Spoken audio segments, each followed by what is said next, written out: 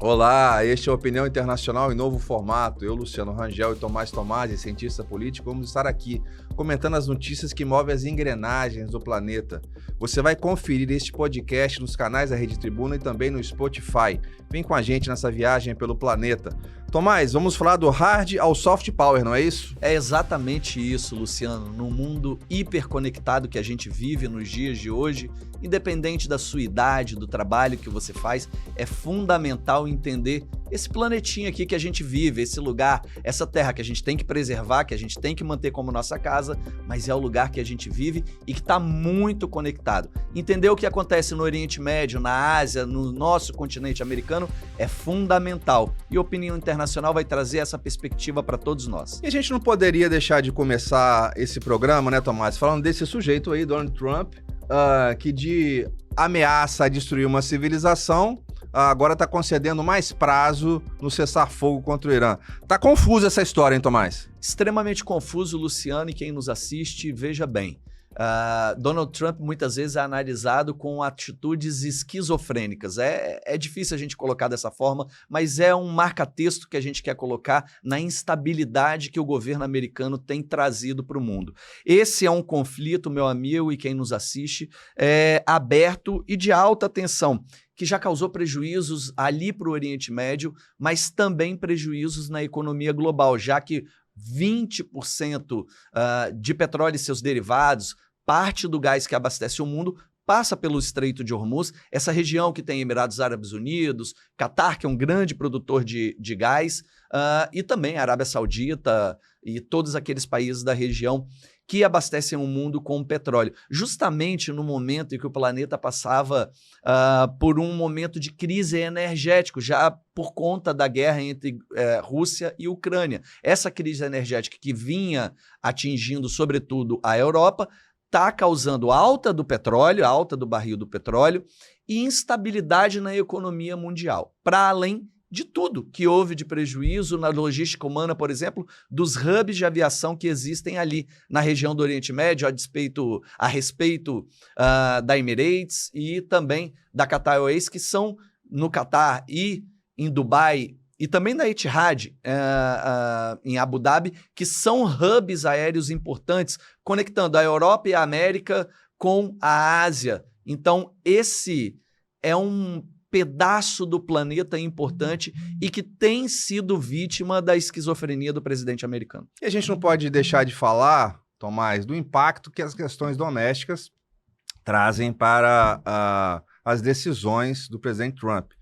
A gente sabe que a aprovação do governo dele, a desaprovação do governo dele superou 60%. E nós estamos num ano de eleições no Congresso americano. E as perspectivas não são boas para os republicanos nesse momento. Como é que isso afeta as decisões do governo americano? Construção de narrativa, Luciano, sempre foi algo importante nas guerras, tá? Então tem sempre uma frase que as pessoas gostam de dizer, que quem vence a guerra é quem conta a verdade. Então a verdade, ela parte da boca do vencedor. E durante o período de guerra, sobretudo nesse mundo hiperconectado, é fundamental que as mídias sociais também façam parte desse cenário de guerra. Isso interfere internamente, sobretudo quando o país é uma democracia liberal como os Estados Unidos. Trump tem, na pesquisa da Reuters Ipsos, 62% de desaprovação. Pesquisa essa que saiu por esses dias, Luciano. Essa desaprovação interna bate exatamente no que você acabou de falar. Nesse momento de midterms, na democracia americana, durante os 4 anos de governo de um presidente, ele tem no meio do caminho uma eleição para o parlamento, que parte do parlamento ele é substituído, é renovado. Então, Câmara e Senado vão mudar alguns dos seus assentos. Nós aqui no Opinião Internacional iremos analisar esse momento quando ele acontecer durante o ano de 2026. Trump tem perdido, segundo as pesquisas, esse momento das suas midterms. E isso é gravíssimo para ele. Vale dizer que os Estados Unidos entraram nessa confusão, nessa bagunça toda com o Irã, por conta e a pedido numa coalizão com Israel, que ao passo disso tudo, a despeito de tudo que tem acontecido, Benjamin Netanyahu, Bibi, Netanyahu, que é o apelido dele interno em Israel. Benjamin Netanyahu, ele tem se beneficiado bastante dessa guerra, porque ele precisa de uma guerra, Luciano, para chamar de sua. Ele está pendurado no cargo, ele quase não consegue a coalizão no parlamento israelense, mas ele precisa sempre de uma guerra e de uma confusão para poder chamar de sua. É bem verdade que dentro da estratégia israelense é necessário enfraquecer a região, o Irã, e os seus proxies. Então, quando tem a resposta para Gaza e que ele faz os ataques em Gaza e mantém ativa a guerra em Gaza, Benjamin Netanyahu está preservando seu mandato. Da mesma forma que ele vai para o Líbano, cria a confusão, diminui a força dos proxies, mas ele está também garantido internamente. Então, diferente de Trump, Benjamin Netanyahu está protegido por conta da guerra. Trump está enfraquecendo. Para encerrar, Luciano, lembrando que Donald Trump fez campanha dizendo que não iria criar novas frentes de guerra. Então, isso atrapalha muito ele dentro do seu discurso interno. Hoje uma notícia que chega agora, que o John Phelan, que era o secretário da Marinha dos Estados Unidos, foi demitido pelo Pete Hegseth, mostrando como a situação lá está confusa nos Estados Unidos. Mas para defender Donald Trump, as pessoas falam que ele tem um ego muito grande, mas eu descobri aqui que tem um encouraçado que está sendo colocado com o nome dele, Trump. É uma nova classe de encouraçados. E eu achei muita humildade da parte dele, que eu esperava que só ele fosse aceitar um porta-aviões nuclear com o nome dele e aceitou uma embarcação de menor poder bélico. Mas ele também não se furtou a enfrentar uma disputa de narrativa com o Papa Leão XIV. Pois é, Luciano, nessa disputa de narrativas, nessa pendenga que o Trump resolveu abrir contra o Papa Leão XIV, ele também saiu derrotado. Internamente, por conta dos cristãos americanos, sobretudo os católicos, mas internacionalmente, Luciano, ele também criou um problema com a Giorgia Meloni, primeira-ministra italiana, que sempre foi muito parceira dele, amiga de primeira hora, que ele já fez grandes elogios, inclusive já elogiou a beleza de Giorgia Meloni de maneira que deixou ela desconcertada, mas sempre foi uma aliada de Donald Trump. Nesse tema com o Santo Padre da Igreja Católica, o Trump perdeu também e perdeu o apoio de Giorgia Meloni. Ela tem tentado se distanciar, Luciano, da figura de Donald Trump, também com medo de sua popularidade dentro do território italiano. Pois é, e parece, né, Tomás, que o tempo age de uma certa forma a favor do Irã nessa crise. Porque é lógico que a situação do Irã interna, com a sua infraestrutura atacada, com suas fontes de receita internacional com petróleo embargadas pela questão do Estreito de Hormuz, em que pese alguns navios que passam aqui e ali, o Irã tem, de certa forma, o tempo mais a seu favor do que o Trump, porque as eleições estão a caminho nos Estados Unidos, a popularidade dele e da guerra não ajudam. Como é que isso vai afetar?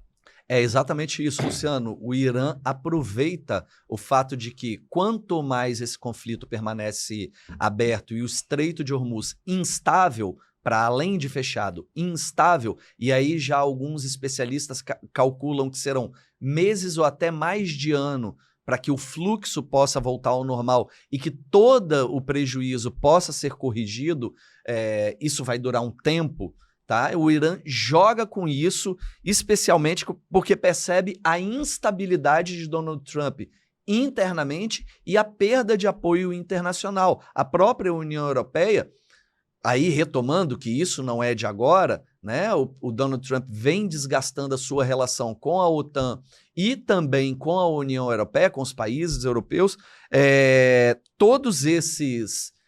Todo esse contexto tem feito com que o Irã perceba essa necessidade de Donald Trump de resolver o conflito rapidamente. A gente falou de narrativa anteriormente, para você perceber que a guerra nos dias de hoje, ela tem também esse contexto de esticar um pouco o conflito. Vale dizer que o Estreito de Hormuz sempre foi ameaçado pelos iranianos de ser fechado, mas nunca tinha acontecido. Isso aconteceu agora. Então nós estamos vivendo uma experiência de ameaça, de colocada de faca no pescoço que o Irã sempre fez para os países da região e também para o Ocidente, de que ele fecharia o Estreito de Hormuz e causaria um grande prejuízo para a economia global, o Irã está colocando em prática aquilo que ele sempre disse que faria, nunca fez. É a primeira vez que isso está acontecendo. Pois é, e nessa sopa de letrinhas que é a política americana, agora tínhamos o MAGA, né? Que é Make America Great Again, e agora temos o TACO, né? É TACO? O TACO, Trump Always Chicken Out, que seria numa tradução livre. Você escolhe como você quiser, né? Você dá uma amarelada, ele nunca leva até o fim, etc. Você acha que o Trump Always Chicken Out? Para mim, o termo seria arregão. Muitas vezes é isso que os democratas estão trazendo para a mesa de construção das narrativas. Por exemplo, a gente pode lembrar que o Trump usava essa arma também, quando ele chamava o Joe Biden, presidente anterior, de Sleep Biden. Então, ele trazia isso para jogar um marca-texto, chamar a atenção do eleitor de que aquela é uma característica. O que o Trump queria dizer com o Joe Biden lá no passado, Luciano? Ele queria dizer que o Joe Biden não tinha a força necessária para conduzir o governo americano. Ele não estava nem tão errado não, tá? A forma que é deselegante de se colocar. Agora, os democratas e alguns opositores de Donald Trump colocam o taco e ficam fazendo ações na rua, distribuição de taco daquele que é mexicano, que aí tem uma dupla camada de zoação com Trump, que é uma camada, taco é uma comida mexicana, então ele fica falando dos latinos que estão nos Estados Unidos de forma ilegal, é uma brincadeira, então distribui esses tacos, e ao mesmo tempo o Trump always chicken out, que é essa coisa do arregão. O Trump promete que vai fazer alguma coisa, e a bem da verdade ele vai lá no fim do dia e arrega. O que acontece é que muitas vezes esse perfil de arregão ele assume uma outra posição. Então a gente pode perceber que Nicolás Maduro ele recebe aquela extração dele do poder cinematográfico que aconteceu em Caracas muito por conta, o que dizem alguns especialistas internacionais, das dancinhas que ele começou a fazer debochando Donald Trump. Então, ao mesmo tempo que o Trump pode ter medo, ele pode assumir uma aceleração de coragem e fazer com que algo mais sério possa acontecer. É aí que eu perco o sono. Falamos muito de Trump já, Tomás? Vamos partir para um intervalo?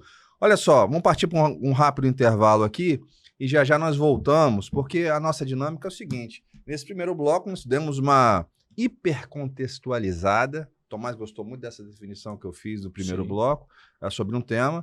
E no próximo bloco nós vamos falar sobre El Salvador, sobre eleições na Bulgária, sempre por uma ótica diferente. Aguarde aí.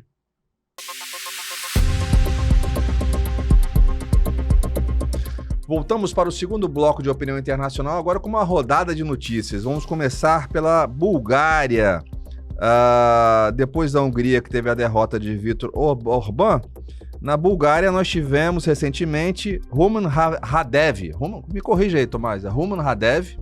Se é sua pronúncia deve ser correta. Rumen Radev. Vamos... Qual é a característica do Rumen Radev? Veja bem, a Bulgária é um país com cerca de 6 milhões de habitantes. É o país mais pobre da Europa, da União Europeia. É o país mais pobre da União Europeia. Da União Europeia. É isso? Isso. E acabou de adotar agora, em janeiro, na virada do ano, no Réveillon, houve a mudança de moeda. Eles passaram a adotar o euro. Então, eles entraram para a zona do euro agora, a Bulgária. Pois é. E essa vitória do Radev na Bulgária aproxima o país da Rússia. E é uma questão interessante, porque aí você envolve questões étnicas, você envolve questões políticas. Enquanto na Hungria você teve uma reaproximação com as premissas da União Europeia, enfim, do liberalismo europeu, na Bulgária você teve uma virada de eixo pró-Rússia. Explica isso pra gente, Tomás. Exatamente. A Bulgária vem desde 2021 tendo uma instabilidade política interna muito grande. Foram 8 eleições, 8 trocas de primeiros ministros e troca do parlamento durante esse período, desde 2021. Rumen Radev era presidente, ou seja, só para lembrar para quem nos assiste, nesses países parlamentaristas existe a figura do presidente e a figura do primeiro-ministro. O presidente é o chefe de Estado. Ele tem uma representação praticamente cerimonial. Há uma questão técnica nisso, porque é ele quem mantém, aprova ou dissolve o parlamento, mas sempre obedecendo a decisão popular e a tomada de decisão por parte dos parlamentos, né?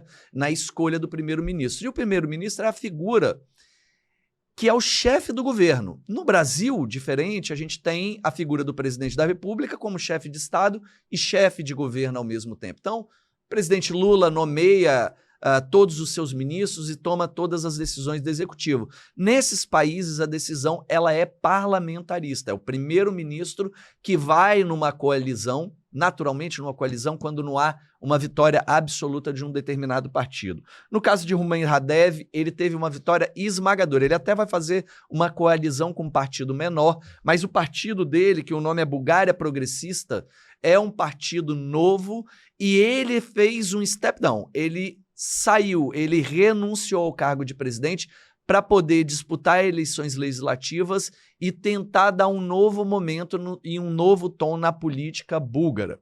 O principal passo que ele tem feito é o fato dele ser um político pró-Rússia, sabe, Luciano? Então, por que se aproximar da Rússia? Olha, essa é uma resposta complexa, Luciano. Não tem para questões complexas respostas simples. Sobretudo, é perceptível que o Rumen Radev, sempre um nome difícil a gente tem que falar. Rumen Radev. É isso aí. É difícil o nome. Então, Rumen Radev, ele tem assumido uma postura pró-Rússia, sobretudo quando ele é contrário frontalmente ao envio de armas para a Ucrânia. Então, ele não é favorável ao envio de armas para a Ucrânia. Ele tem uma postura mais pró-Rússia, mais pró-Kremlin. Tanto que o Kremlin se manifestou da sua vitória. Mas isso não significa uma vitória de extrema-direita, muito menos significa um rompimento com a União Europeia e com a zona do euro. Muito pelo contrário, Radev tem defendido um pragmatismo nas conversas diplomáticas. E isso é o ponto essencial do que ele quer trazer de equilíbrio para dentro da Bulgária. Falamos muito de Bulgária, vamos falar da Hungria aqui? Não confunda, Bulgária e Hungria. Eu quero falar mais alguma coisa da Bulgária? Não, podemos partir para o pessoal húngaro. Você sabe que na Hungria você teve, aí sim, uma derrota da extrema-direita, na Hungria, e o Peter Magyar, que vai suceder, já está sucedendo ao Orbán, uma decisão dele foi não abandonar o Tribunal Penal Internacional. Isso tem implicações com Israel. Isso. Peter Magyar, que está assumindo o governo, ele já foi aliado de Viktor Orbán no início da trajetória de 16 anos do ex-primeiro-ministro, do ainda atual, mas enfim, de trajetória, Viktor Orbán. Peter Magyar, ele tem assumido uma postura um pouco mais pró-União Europeia e um olhar também pragmático e liberal. É uma vitória... É uma derrota, sobretudo da extrema-direita e desse modelo falacioso de extrema-direita que tem um tangenciamento com temas como a homofobia e como temas ligados ao neonazismo e pessoas ligadas ao neonazismo, essa liberdade que muitas vezes a extrema-direita se permite. Peter Magyar está rompendo com isso. Ele é um político de centro-direita.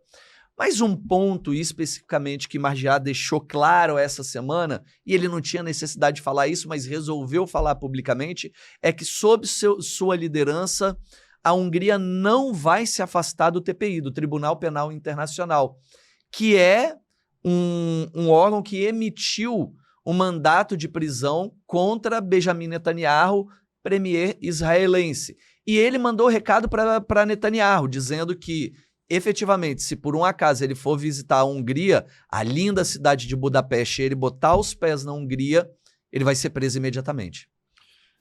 Vamos avançar, falar de El Salvador. Essa questão é interessante. El Salvador está fazendo um julgamento coletivo, são quase 500 salvadorenses sendo julgados ao mesmo tempo. Vamos entender El Salvador, né? El Salvador é um país que tem a metade do território do Espírito Santo, são 20 mil quilômetros quadrados, o pessoal tem 45 mil quilômetros quadrados, com cerca de 6 milhões de habitantes. E estava dominado pelo crime. O presidente Nayib Bukele, ou Bukele, né? Vamos dizer, Bukele? Eu chamo de Bukele, Nayib Bukele. Que inclusive, descendente de palestinos, o presidente. O país está fazendo um julgamento coletivo.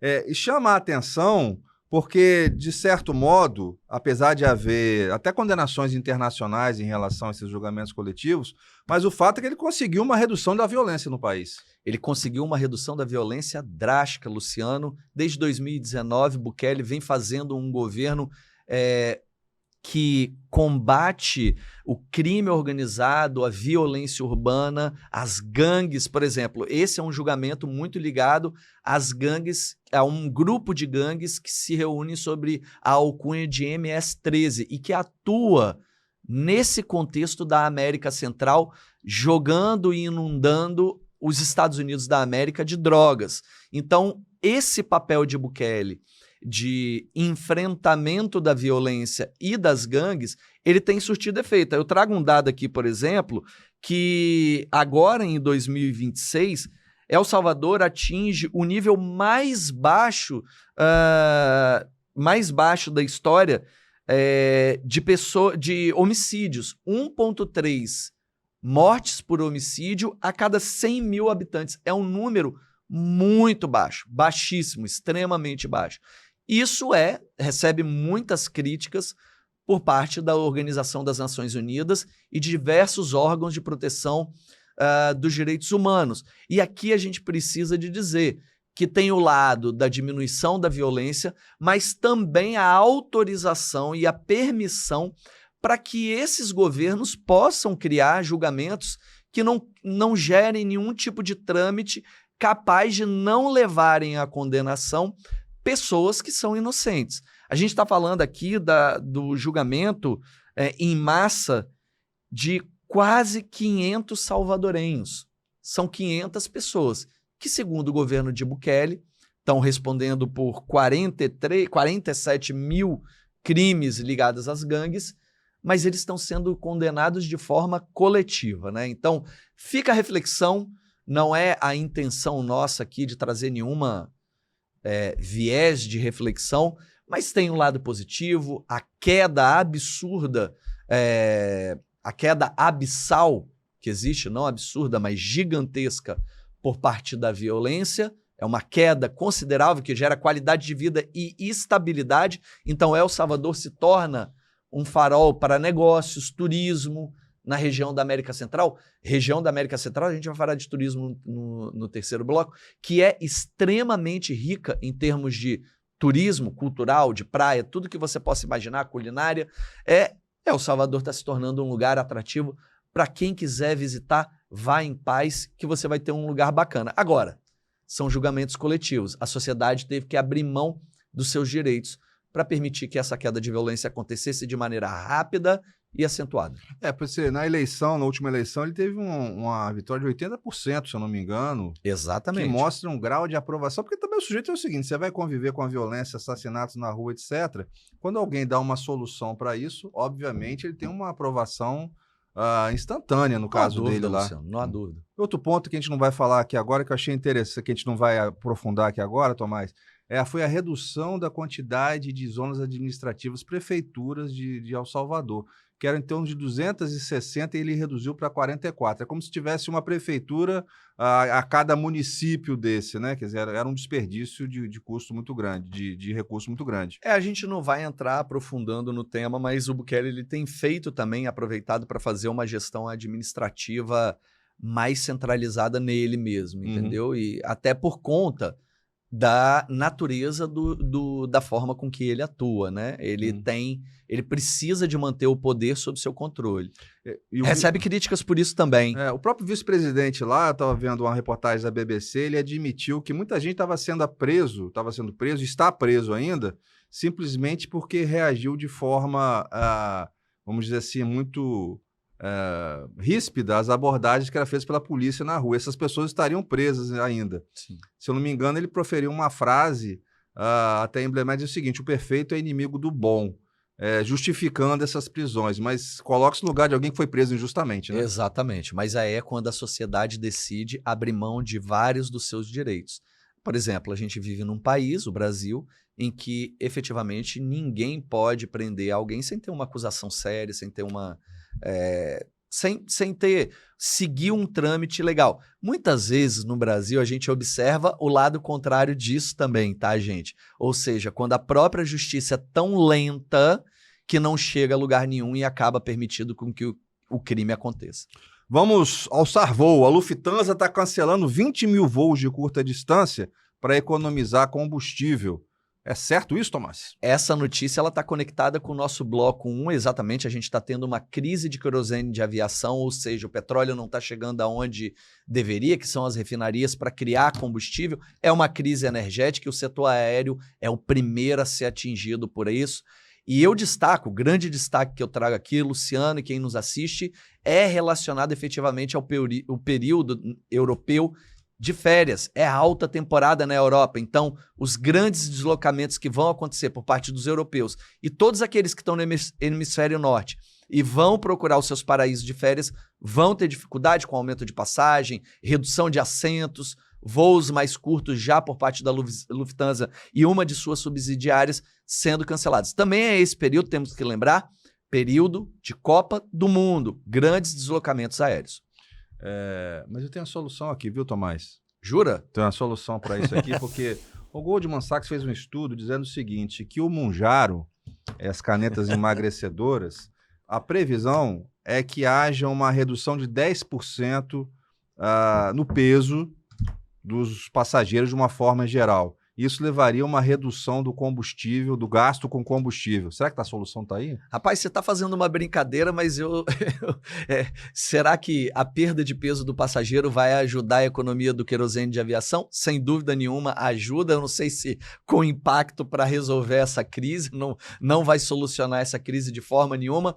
Entretanto, essa curiosidade me remete àquele momento que você está numa aeronave e tem que fazer o balanceamento das posições das cadeiras. Então, às vezes, algum passageiro que quer mudar de lugar, ele quer mudar de posição, aí os comissários não permitem a mudança da pessoa, porque os assentos eles são marcados para que haja um equilíbrio maior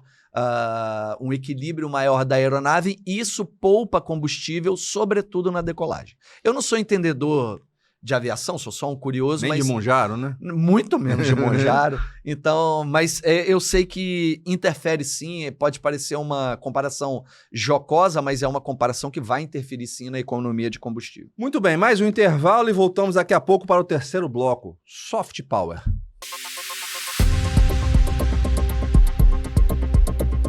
Terceiro bloco, de volta à Opinião Internacional, comigo Luciano Rangel e Tomás Tomasi. Você vai ver este podcast também nas redes sociais da Rede Tribuna, no YouTube e no Spotify. Ver e ouvir. Tomás, esporte também é importante, né? Fundamental. O Leicester, que foi campeão da Premier League na temporada 2015-2016. Exato. Que foi uma coisa, para quem não acompanha a fundo, a Premier League, foi um feito histórico, porque era um time de pouca expressão e que desde 1977-78 que não havia um time que foi pela primeira vez campeão da Premier League. Acho que foi o Nottingham Forest que foi campeão em 77-78. E agora o Leicester, depois de 10 anos depois desse feito histórico, ele foi nada mais, nada menos que rebaixado para a terceira divisão. E eu vi que ele fez um investimento de 120 milhões de euros no centro de treinamento recentemente. Ou seja, foi meio fugaz essa conquista do Leicester. Exatamente. O Leicester que ganhou a Premier League que é o campeonato nacional mais forte. É aquele que no sábado e no domingo a gente fala, eu vou assistir um jogo por diversão, porque é um jogo de 90 minutos de porradeiro, de um atacando, outro defendendo, o tempo todo. É um campeonato espetacular. Em 2016, o Leicester, com um time muito mediano, um time muito com baixo investimento, conseguiu ganhar dos grandes, por exemplo, times estados como Manchester City, ganhou, atropelou e foi campeão da Premier League, disputou Champions League. Em seguida, foi rebaixado para Championship, que é a segunda divisão do sistema de ligas da Inglaterra. E agora ele acabou de cair para a League One, que é a terceira divisão da Inglaterra. É o fim de um sonho. Todos nós no mundo inteiro assistimos aquele Davi ganhando dos Golias, dos diversos Golias, mas nessa temporada de 2026 a gente vê o Davi sendo sepultado. Pois é, boa sorte ao Leicester aí na terceira divisão da Liga Inglesa. Meu amigo Tomás, agora é hora de falar de viagens. E o nome desse momento é Pérolas no Radar. Eu sei que você tem uma pérola para falar com a gente. Exatamente, você sabe, e quem nos assiste vai saber agora, eu sou um apaixonado por viagens e nosso objetivo aqui no Opinião Internacional é trazer para cada um de vocês dicas de viagem, mas direta e reta. Não sei se o Aquiles vai conseguir jogar imagens para a gente aí do lugar que eu vou sugerir e sempre com um contexto de lugares alternativos. A gente pode até nesse período, Luciano, falar de lugares batidos, mas que tem alguma informação diferente para quem nos assiste despertar sua curiosidade e botar no caderninho de vontade de visitar. Dessa vez a gente vai falar de Cabo Verde, um pequeno país, um arquipélago que tem ali na costa da África, no Oceano Atlântico. Cabo Verde, que é um país que fala português e que está na Copa do Mundo.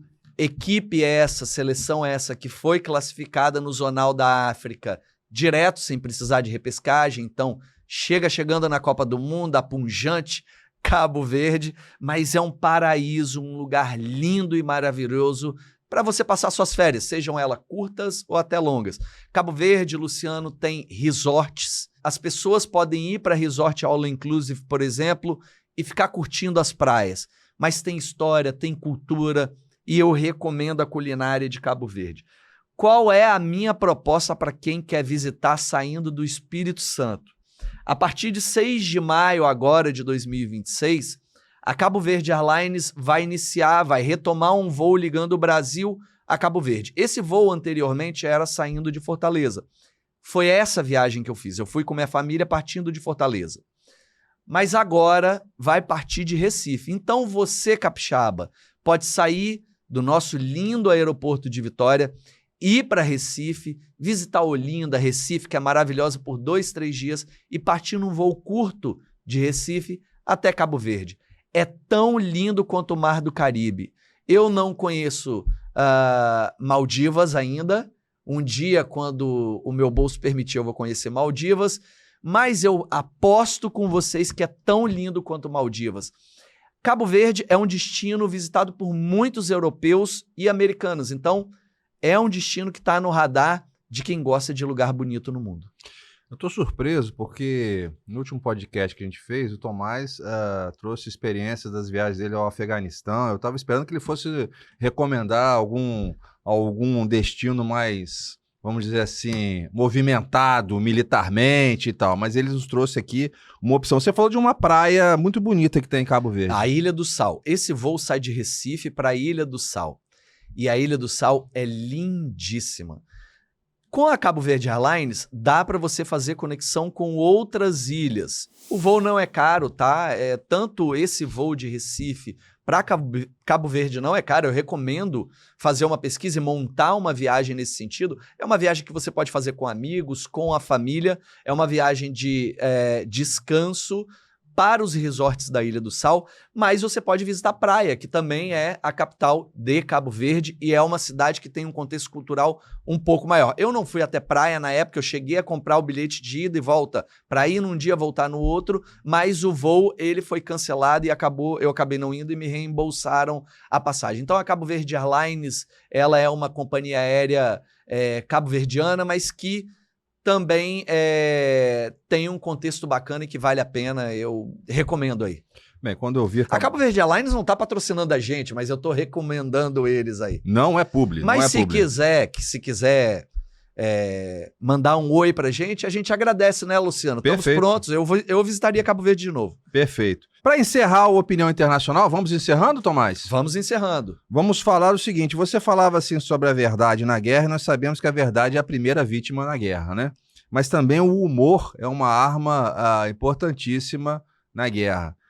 O termo charge surgiu, carga, né? De você fazer, através do humor, você fazer carga contra certas situações. Nós vamos encerrar o Opinião Internacional, esse episódio de Opinião Internacional, falando do humor iraniano. Iraniano, mesmo com tudo isso, está fazendo graça? Exato. Os iranianos e o governo iraniano têm usado a construção de narrativa como arma de guerra, literalmente.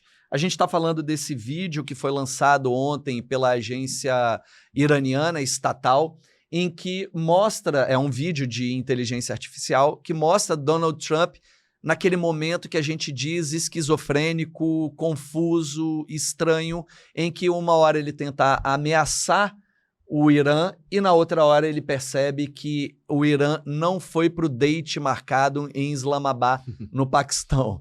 Então, os Estados Unidos queria 2000 anos depois. 2000 anos depois, exatamente. O Irã, literalmente, essa semana, deixou os Estados Unidos falando sozinho.